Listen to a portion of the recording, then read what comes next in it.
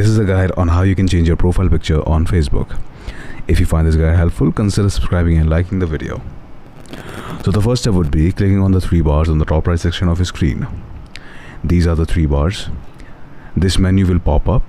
So what you're gonna do is you're gonna scroll down and you're gonna click on settings and privacy. Alright, click on it to expand it.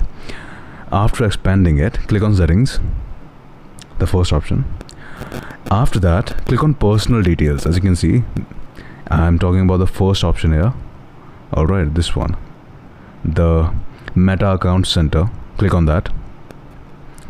After that, click on profiles. As you can see, the first option here. Click on it and then click on your account. For me, it's Raghav Sharma, so yeah, I'm gonna click on that.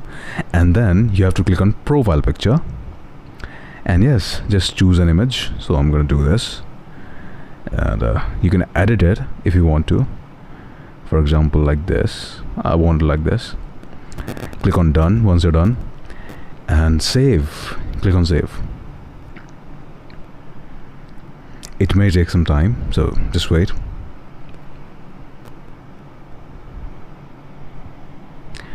And that's about it. That's how you change your profile picture on Facebook.